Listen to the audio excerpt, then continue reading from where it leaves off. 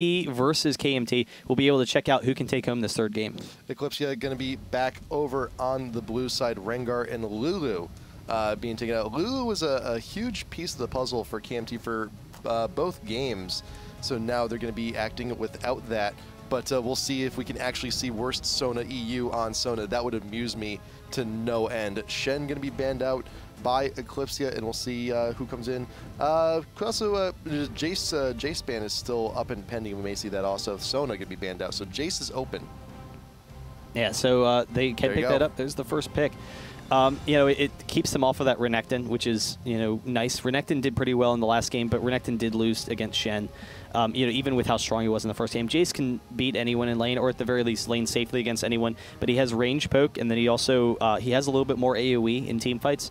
He gives them that kiting mobility. Just everything about Jace is good. Like, you know, you can't stop talking about Jace or talk enough about Jace and all the positive things he brings to their team. But KMT, they're going again with that first team kind of comp. They have the Yorick, they have the Ezreal. We'll see if they kind of continue with what they did in game one. So we saw Yorick against Renekton game number 1. Didn't work out too well for the dude.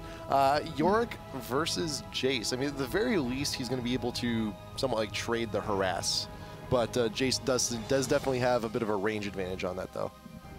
Yeah, no, it is a pretty even lane. Yorick has a slight advantage over Jace early on, but Jace can just range farm, so it doesn't really matter. Yeah. Jace has the pushing advantage as well, so it's not really a concern. It's going to be pretty much a farm lane. You know, neither of them will really have a big advantage. Though Jace, he could turn it around. But afterwards, they go with the Corki and the Taric. So now they have that Corki. They have a little bit more damage from their AD carry, which is something they were missing in game 1 and 2. They had a purely single target AD carry. Now they have that upfront damage that they needed.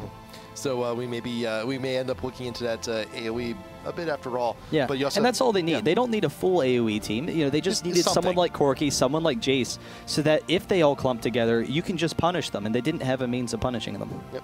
Jarvan being considered again here for KMT. I mean, it worked out pretty damn well for him, especially for those early ganks, and also for the game plan that KMT's going for too. It kind of helps if you keep everyone still. But I'm noticing here too, though, Eve has not been banned. Yeah, you know, that is going to be a concern for them, but I think that their team is ready to deal with Eve. If they go with the Eve this game, you know, Corki is going to be very survivable, can just Valkyrie away, and then if Eve is running into a Corki in team fights, Corki has enough damage and shredding that Corki's just going to be able to crush that mid lane, or Evelyn.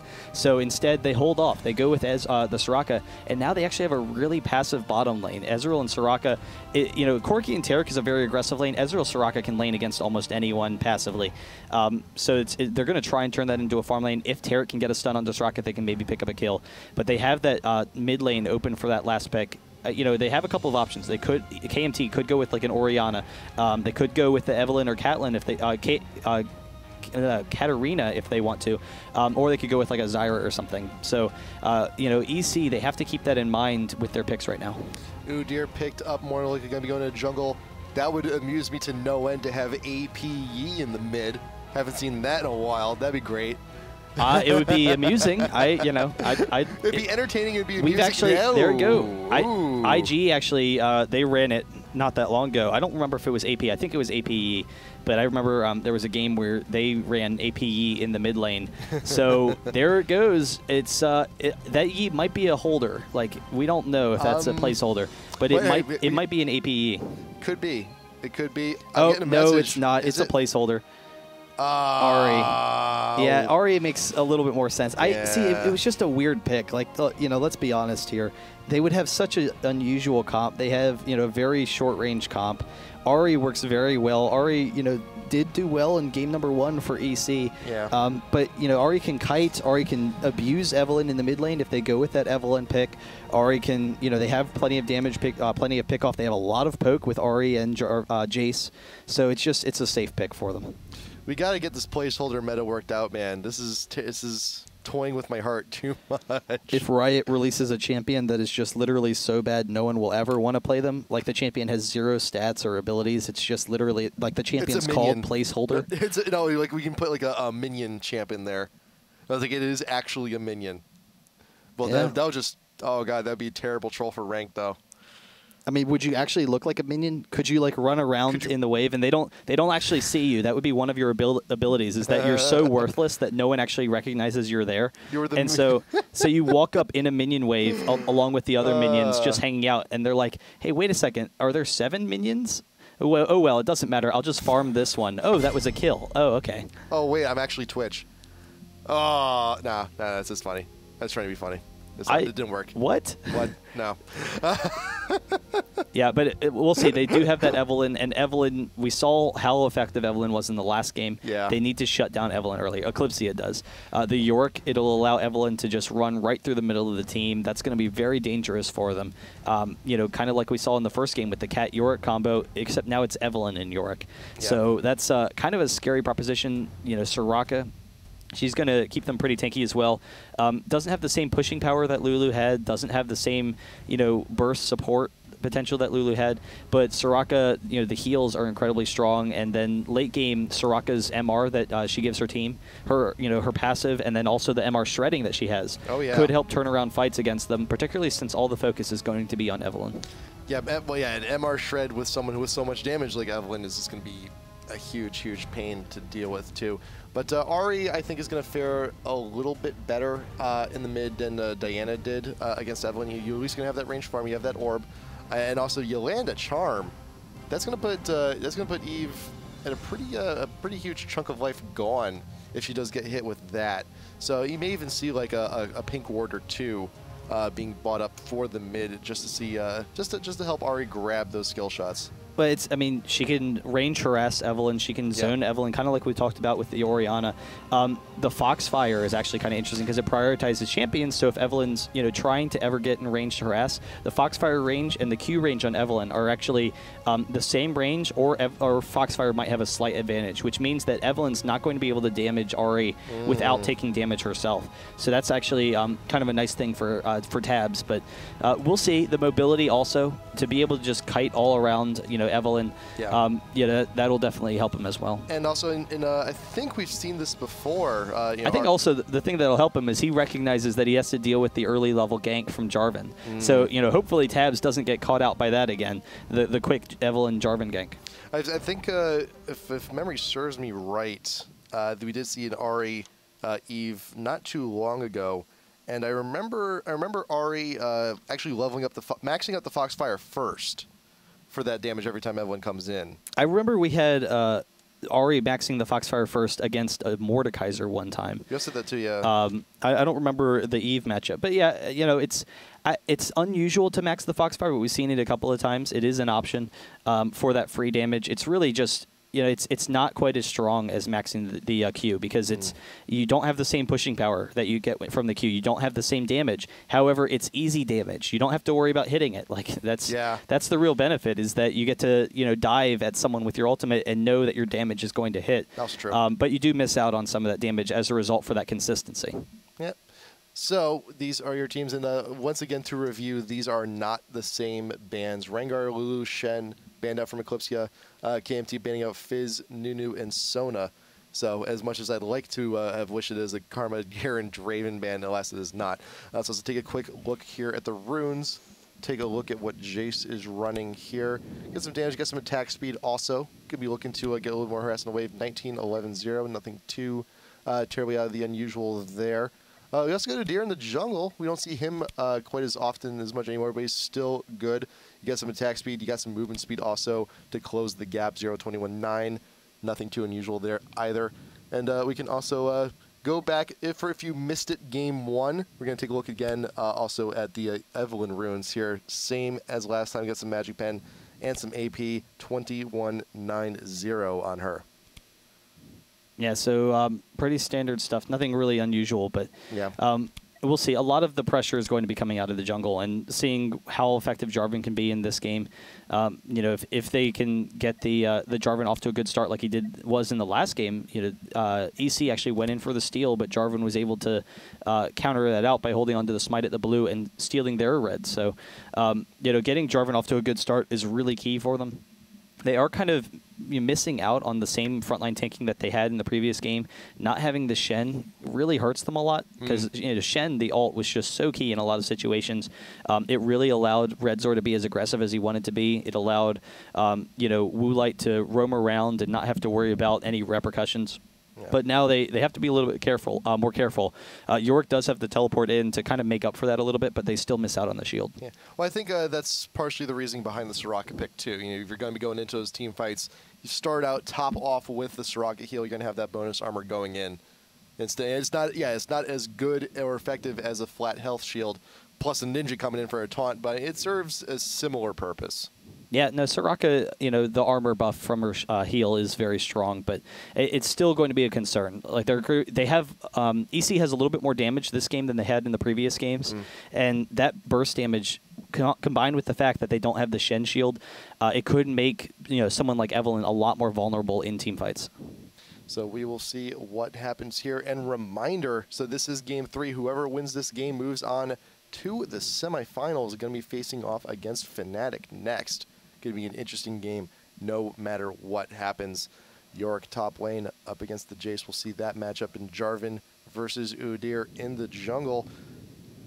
You saw the Evelyn last game. You saw Evelyn wreck, did a pretty good job, and we'll see if she does the same here. Yeah, I think that Ari should have a pretty nice matchup against Evelyn. So, we'll see. It's Evelyn got off to such a great start that it's hard to imagine Evelyn doing the same thing this game. Like if Redzor can get off to that kind of a start, then that's just huge for KMT. But EC, they want to play defensively early. They don't want to fall behind. They know that they can stall off, fairly effectively with the Jace and everything. They have the AoE clearing now that they kind of missed out on the last game. But the key is don't fall behind against Evelyn, and they should be okay. Should be getting here. Here we are, game number 3. Get everyone in order here with the new fancy change to the spec mode, which I do enjoy quite a bit. Thank you, Riot, by the way, for this. Get to shift everybody around. I like this. There we go. Creep scores are a lot easier to read now. Everyone moving on in, straight on into the middle. You got ping going down from KMT, looking to get defensive positions on both entrances, close entrances to the jungle from their mid. You also got I'm So Fresh right there in the lane, moving on in, and that's the advantage of Evelyn too. You do not see her. It does act like a ward. You will see the invade coming in from EC once again, actually, right here. You got 4. Jace is not with the team quite yet, but Evelyn saw everything she needed to see. Will not get spotted out right after EC places their ward. Yeah, so they have to worry about the same thing happening last time, that they don't go in, steal the red, and then allow Jarvan to kind of counter jungle. But I think recognizing that it happened last time, Jarvan would have a little bit more difficult time doing it this game, particularly since it's going from the purple side into the blue side. So last game he was going from blue into purple, which meant that he was stealing red against the 1v1 top lane. Now if he was to do it, then he would be going against the bot lane, and they'd be able to collapse a lot more effectively. Going into the bot blue jungle for a red steal is very dangerous early on. Yeah, also got Kill War along with Kaz. They're guarding the Tri-Brush and also just making sure that they can grab the small golems too when they spawn. You got Tabs here on the horizon. Warstone at NZQ. Can he get the pick off? Does not see him. The shadow coming on in. Tabs does take a little bit of free harass. Oh, trying to steal it. Couldn't quite get it. Could not. Unfortunately, could not. And for a second there, I was like, are we going to see AD support mid? Yeah, we've seen that before, but no, this should not be the case. Still free harass down onto the Udyr. He's going to try and just be an annoyance as he's starting in on his jungle path. And there is Redzor on Eva once again, showing up in the mid, starting the farm. Ezreal coming back here into the bot lane and Kill War. They did pick up the small golems, so he is entering bot lane with a little bit of an experienced lead. And Udyr starting at the Wraiths does a couple of things. It allows him to go red and into the blue, so he's going to be positioned up near the top lane so he can watch out for Jarvan's back, or watch out for Jace if Jarvan's going in. Trying for this again. We saw how well this worked last time. I hope he doesn't go for it again. I mean, Tabs... If Tabs gets caught again... Oh, does flash out in time this time. Charm actually going down onto Jarvan, a little bit of free damage in retreat. Did force out the flash, still a successful gank. Not as disastrous as it was last time, but I'm sure, like, that's the thing. It's like, still a minor advantage for Redzor, though. Yeah, but it's still kind of funny. It's like, oh man, they wouldn't possibly try that again. Yeah. Oh, they tried it again. Well, I'll be damned. But so anyway, Udyr, he starts off. He's actually at a nice little lead against Jarvan, and they do have the ward, so they might be able to be aggressive here. I'm so fresh with the double buff. He could try and bully around Jarvan a little bit. But another benefit of him, Udyr, starting at the Wraiths is that Ezreal, they wanted to steal the blue Wraith because the mini golems were going to Corki and Taric, and so Corki and Taric had a slight experience advantage. If you can take the blue Wraith, you know, even without the jungler there, you can just kill it over the wall. Then you can you're actually ahead of the team that has the mini golems on your AD carry. The AD carry will hit level 2 first, but they weren't able to do it, and now NZQ going to take a little bit of damage. The armor and heal does help, but it's still a quick burst. But because Udyr was able to control that, it results in Ezreal and Soraka being slightly behind Corki and Taric. Yep. And yeah, you do have that armor buff onto Ezreal along with that heal. But then again, this is Corki Taric. Like this is Armor Shred City USA here with these two here in the bot lane, despite the fact that this is an EU tournament. I just remembered that too. Never mind. Armor Shred City Warsaw. Armor Shred City Warsaw. Hey. Oh, except that Warsaw is the other team. Yeah, the Poland team is the other team. Damn. We'll think of something. Yeah, I don't know where EC's from, but well, they're from all over. Yeah, but oh yeah, no, the Armor Shred City, Paris. There we go. Are they from Paris? I know the organization, I believe, is French. Oh, okay. Yeah. There's a couple of not French all the players organizations. are, but you know what? Never mind. Yeah. Evelyn back here in the mid. Already doing pretty good on the farm. And you also saw Jace top lane get a little bit of a farm advantage over York, but things are starting to equalize down there after a little bit of experience and time has passed here. Jarvan dinging for Arkel, also dinging for.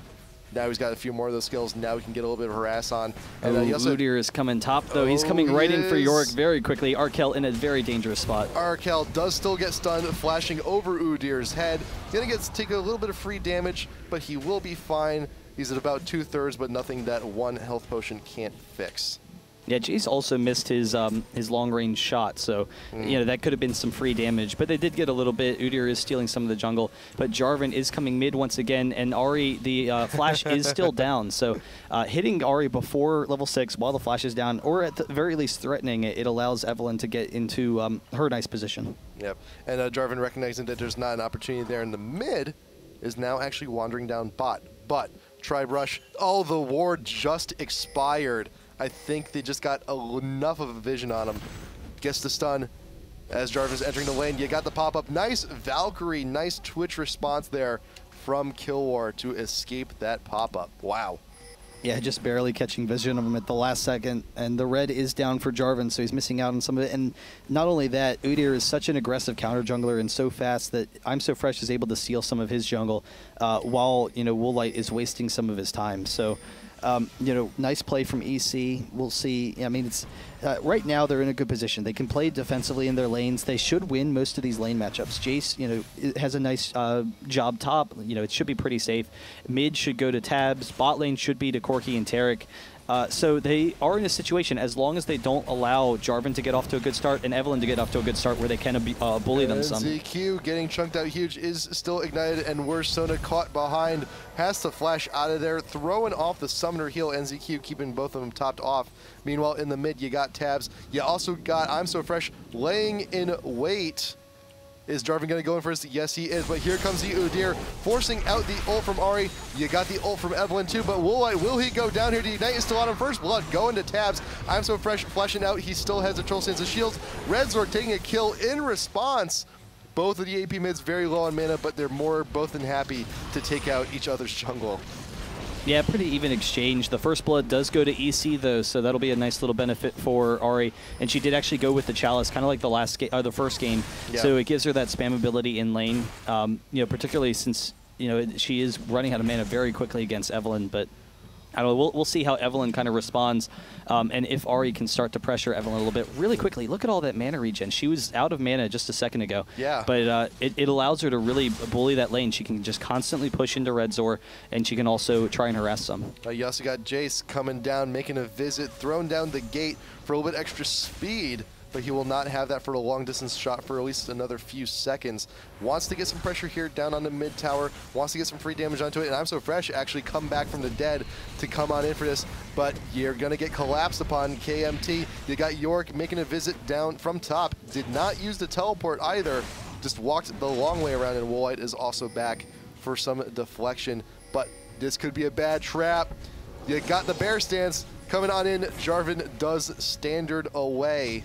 But it could be a blue steal here for Eclypsia. Yeah, Eclypsia is in a great situation right now because Karma is low on mana, so she can't fight very aggressively. Tabs getting caught out of position. We'll see if Blue Light goes in for it. Tabs does not have the ultimate currently, has to use the flash to get out of there, but I'm So Fresh was able to steal the blue.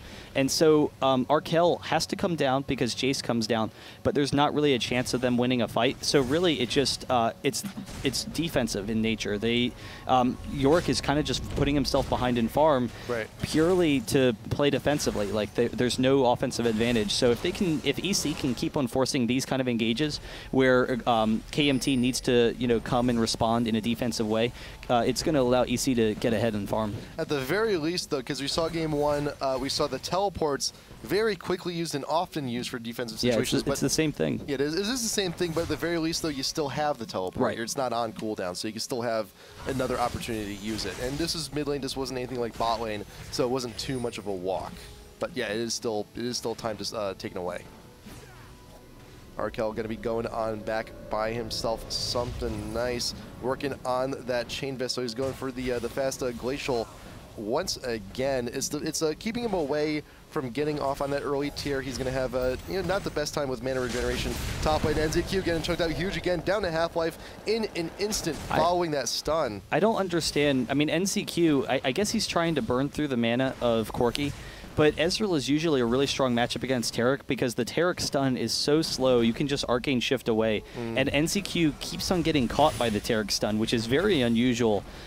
Usually you can arcane shift right at the end. I guess maybe he's just a little slow. He's trying to get hit with the stun and then arcane shift like that. That's kind of what you want to happen. That's what's supposed to happen. I think he's actually probably just been a little bit slow on it. He's just fudge fingering his abilities, and so as a result, he's actually putting himself in a dangerous spot. Well, that and also the Dazzle, was it 13, 14 seconds? He got the shift, 19 seconds. So he could also be, he could also just be mistiming too, but yeah, I think the Fat Finger may be the more likely culprit. Ult coming down, Redzor making a visit here, getting some damage down onto both Corki and to Taric. Will force them out of lane, but here comes the Ahri and the Udyr. They may have bad situation for themselves. I'm So Fresh now just struggling to walk away. The exhaust going down, but the ult is back up from Ahri. Will I getting the kill down onto the Udyr? Killwar does have to get out of there with the flash and with the summoner heal, but Woolite has been ghouled, continuing to chase, just wants the vision, but all 5 members of KMT are down here. They got their push on, and they can also now grab this dragon. Yeah, Yorick actually used the teleport and trapped Ahri and Ahri and Udyr in the middle of that river. They were coming down trying to help their bot, but they actually found themselves in a dangerous situation, so they're able to collapse on them as a team, resulting in the kill and the dragon. So it pulls them actually only to even, and now Freddy gets the top. So actually, it's still an advantage for Eclypsia, but it does allow KMT to start pulling back in. Yeah, dragon for a tower is not actually too bad. But yeah, the York's going to be at a little bit more of a little bit rougher time. But he's going to have more opportunity to farm here too, because the wave is naturally going to be pushing back further into him. But this does open up the opportunity for Freddy to start roaming a little bit more. So you can put some extra additional pressure on it to the mid, try and force Redzor to back a little bit more often. And that's one of the nice things with getting the tower down early, is that you can push to the second tower and then leave and go mid and then get back up top before losing any CS to the tower. So it's it just opens up opportunities for him to roam. He can fight down bot or something like that, get back up, and there's going to be a nice minion wave waiting for him. And because of his strong pushing power against Yorick, he can just push the wave very quickly, and then Yorick doesn't have the mana to be able to sustain a push, which is going to allow Jace to just control that top. However, in most situations, good warding would actually be more than enough to protect you, but this is Evelynn we're talking about here. If you want to ward the enemy jungle to prevent those ganks while you're pushing onto a tier 2, you're gonna, in this case, you're gonna have to buy pink wards just to see the invisible lady. But Tabs is still getting some pretty decent damage here, keeping the wave pushed up, keeping Redzor at his own tower, so good on him. You also got I'm So Fresh looking for some aggressive wards on his own, but Jace still sticking to the top lane. Killwar still sticking around bot. NZQ, there's those shifts. Those are the shifts we need to avoid those stuns, or at least minimize the damage from them. And I'm kind of curious whether or not he was intentionally doing it to try and burn through the mana of Corki, which could have been the case. But I kind of feel like earlier on he was just kind of missing them. So, we'll see. He is very safe in that bottom lane. Corki and Tarek, they are very aggressive, but he should be able to hold that lane by himself, which means that it's going to allow the rest of his team to focus on top and mid.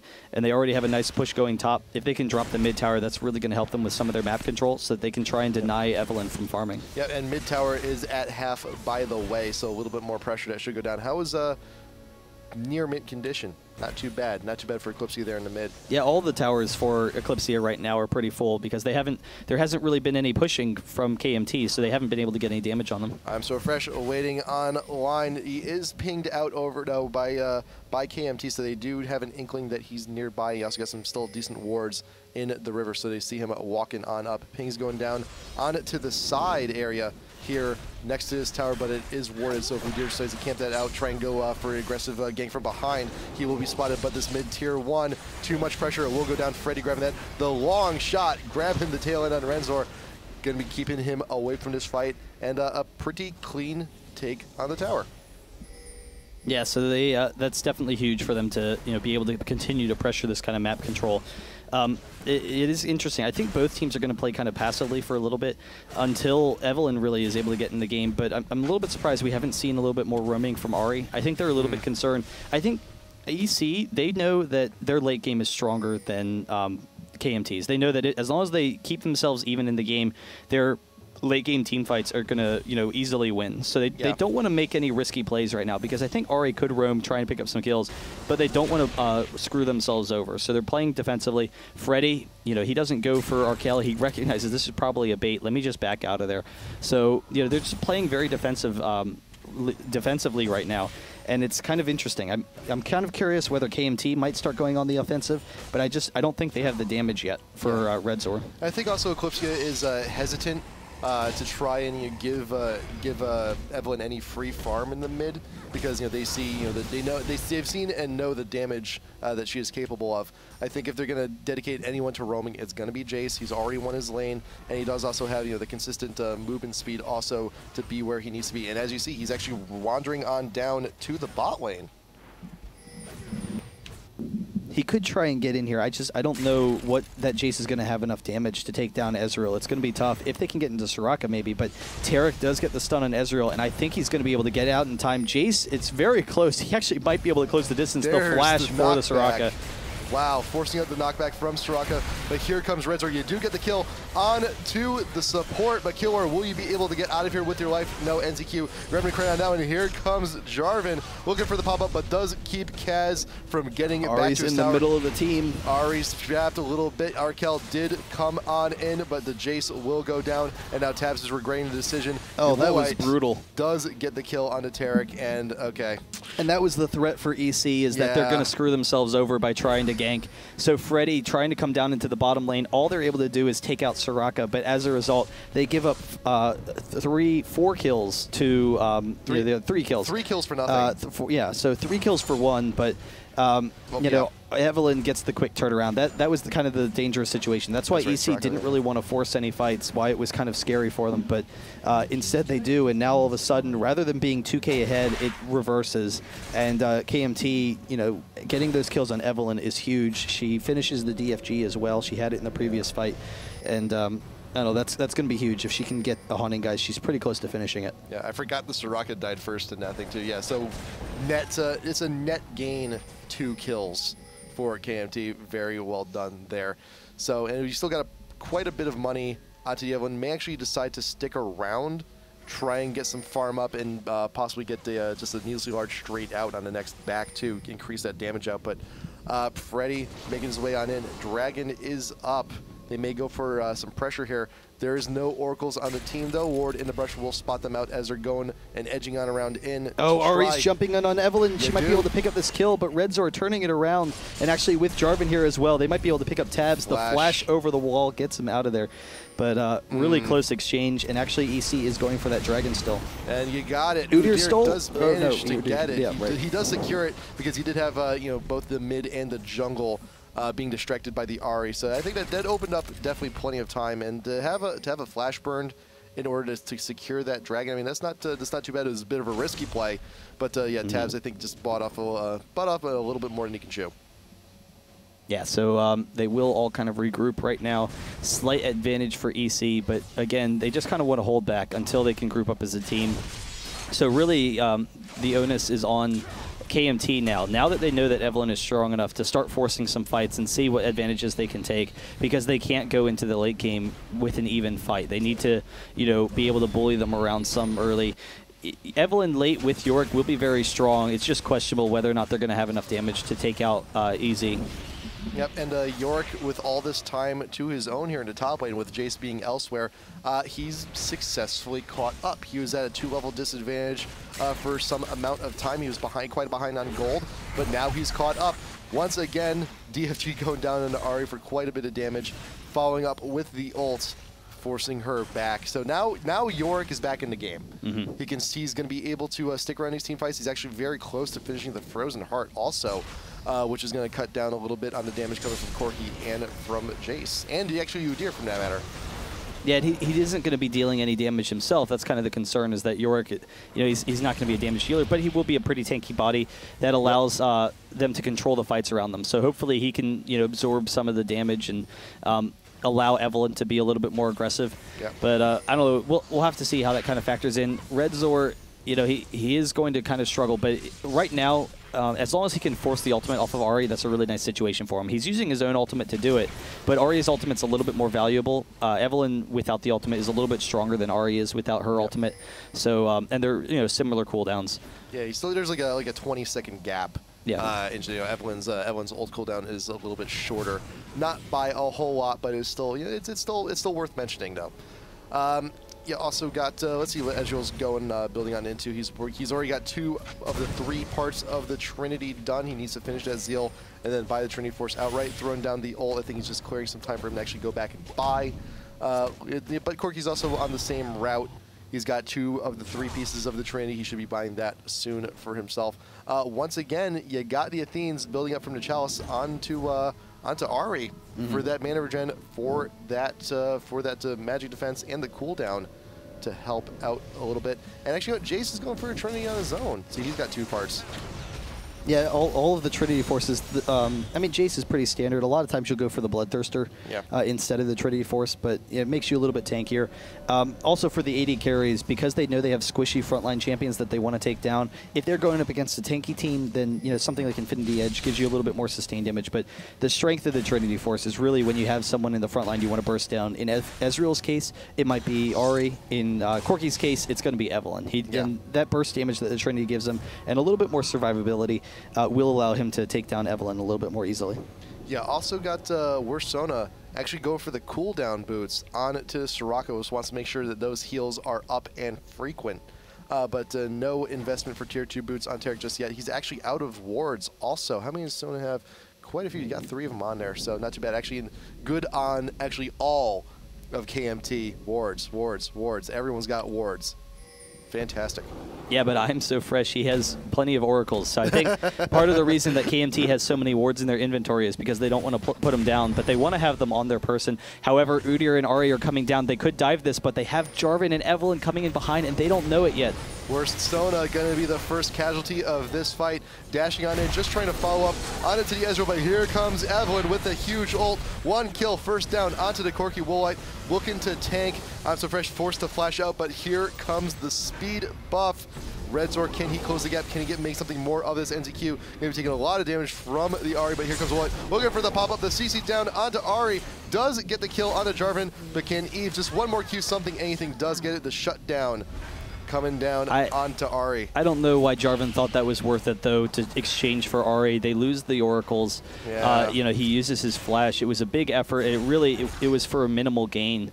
But I don't know. So that kind of puts Woolite behind, but they are able to win that fight pretty aggressively. Yorick does go down to Jace. He's just, you know, in so much control over that top lane, but Yorick's done a pretty nice job of keeping up. And actually, Jace is in a dangerous situation here because Redzor is going to go for the kill. Yorick very quickly bursting him down, though. Jace, nice damage. Yeah, Jace is able to take care of that. It is interesting, though. I think one of the coolest things about Evelyn is the fact that her damage, it's not targeted. It's, you know, the Q, it just auto hits. So, Ezreal trying to pick it up. So Evelyn, you see her in team fights. One of the strengths of Evelyn in team fights is positioning is so easy with Evelyn, because even though you need to be close range, you get to just constantly run around in the middle of the team. You have great movement speed, or Evelyn has great movement speed. And she doesn't have to worry about her positioning. She can be anywhere, and she just kind of like jukes all over the place. It actually makes her very strong against skill shot champions like Ahri. It makes it a little bit easier for Evelyn to dodge those abilities. Woolite there, back in the mid. Sona, Soraka, yeah, Sona on Soraka. Damn, I can't believe I've actually been not been getting caught up on that a little bit more here. Sona, worst Sona on Soraka, looking for the support there onto the Jarvan. Redzor is back. A little bit angry after that exchange, but does not quite have the money to finish off the Abyssal. Did finish off the Haunting Guys. Just needs about 700 gold to finish up on the Abyssal. Do a little bit more damage. Get some more spell pen going on, but you do have Freddy looking to already try and mitigate some of the damage. Built the Hex Drinker, should be going into the Maw later on into the game, and get them, bring that hammer down to Evelyn once again later on. But here is the Dragon back up. We saw Eclypsia take it last time, and then the disastrous fight ensuing afterwards, but we'll see if they're going to be looking to pressure this again. I think the position advantage here for the time being, KMT, they have a little bit of an advantage. They have all of everyone here, and Corki just looking to struggle, going the long way around to rejoin the team. Yeah, but having Jace there, he recognized that Yorick's teleport was up. He can poke them down a little bit, and you know, he did get a hit onto Soraka. She's able to heal it, but if he is able to keep on wearing at them, it will keep Soraka's heals on cooldown, which means when they start a fight, they're going to be in a dangerous spot. Woolite looking to go a long way around. They see them in the brush, being caught out by the ward, and that's going to be the start of this next fight. Redzor with the ult down, trying to make something out, but Tarek, everyone from Eclypsia focuses down to Evelyn first. Jarvan and Tarek following, but you got Corki looking to follow, wants to get the kill onto someone. A1 NZQ going to be there at the tail end of that Gatling gun. Next on the chopping block, Yorick. Corki going to get credit for that one too, double it for his credit, and Soraka will be running all the way back home. 1 for 4, favor of Eclypsia. Yeah, Eclypsia's team fight team is just so much stronger than KMT's, and they didn't quite have enough survivability on Evelyn yet. So despite how strong Evelyn seems, that Shen pick, it actually does make her a little bit weaker, and York actually didn't get the ult onto Evelyn, which would have been a lot more valuable than himself, considering he has no damage. He's just, he's kind of worthless tank. So that's kind of, I mean, that's what York is every game. I'm not saying him personally, but if they and annoying, if they get the ult onto Evelyn, that would help them some. But they have so much frontline damage that they can burst her down fairly quickly. And Cat's Minich on Tarek, he was the only one who went down. Yeah, it's just, and if you're going to have someone go down, your support right out in front at the very least, he's getting the stuns, and he's getting done what he needs to do. He got the armor shred, he got the ultimate off, so good on him. And Eve, you saw how quick Eve dropped in that last fight, and now you got to think that KMT's just rethinking their game plan just a little bit, but they're still getting aggressive, pushing down the mid. You got Jarvan, going to be clearing off the mark on the map, just to make sure that when it does respawn, they're going to have a little bit better inkling. NZQ also grabbing the red. But you see everyone from Eclypsia, they're gathering up in mid. They may be looking for another big push. Yeah, they can kind of bully around KMT right now, not only because they have the gold advantage, but just because of the design of their team. They have a very safe team where they can kite out Evelyn. They don't have to worry about people dying instantly. But then they also, they have plenty of frontline damage to just burst anyone down. So they're in complete control of this game, and it's really going to take a pretty big effort from KMT to come back into this. Like, I don't know if they have enough survivability onto Evelyn or if they have enough damage overall in order to take down Eclypsia. I'm so fresh also with that Oracles, as we mentioned before, taking out all of the wards. Granted, there's plenty of them still bought in the inventories of most of KMT, but yeah, they're just being caught out way too quickly. And every single ward that goes down, that is vision reduced, and that is KMT having to fall back just a little bit more, being a little bit more apprehensive in their moves. But all 5 of them are here. They are mid. Arkel not in top lane. He's not split pushing. He's looking to be aggressive with the rest of the team. Woolite right out in front, being a good tank, but not as I don't think he's as tanky now actually as he was last game. He seems to be taking a little bit more than he usually would. On Woolite? Yeah. Yeah, I mean, it's he went with the same Wriggles build. The only thing is, last game he had the Shen, so yeah, Shen, was that tanky body for him. He didn't have to worry about, being that. And having the Wriggles build, you're always naturally going to be pretty squishy on Jarvan, which is the concern. They are going for this. Yorick is bottom. He does have the teleport up, but they're forcing themselves in a dangerous spot. I think Eclypsia should be able to win this. On in, right in the middle, but it's going to be a little bit too late. Udyr finishing up the Baron. Woolite out in front, and Reds are taking quite a bit of damage. Tabs getting the 1, getting the 2, got the double. Following on up, Jace getting the kill credit onto Ezreal. Worst Sona needs to run for his life, and Arkel going to be caught behind also. Tabs grabbing that one. There's the delay ace. Triple, and that is the ace. Eclypsia. And you saw all of Eclypsia, or all of KMT, trying to dive in at once. They were all in this tiny little AoE, and now EC, they have the AoE damage to take them out. They were able to burst them down very quickly and easily win that fight. That is the game. Everyone's KMT, leaving. they recognize that it's over. I mean, this, EC, they just have such a superior team at this point in the game. Evelyn wasn't really able to get off, and KMT had a team that needed to snowball early, and they just didn't. Yeah, it was an okay start, and really, game number 2 when they had the same setup, and Jarvan with that gank in mid did huge things. Tried it again here, didn't quite get it, and things just slowly just started to get out of grasp. So that is it. Eclypsia taking the series 2-1. Going to be going to the semifinals where their next opponent will be Fnatic. That is going to be quite interesting.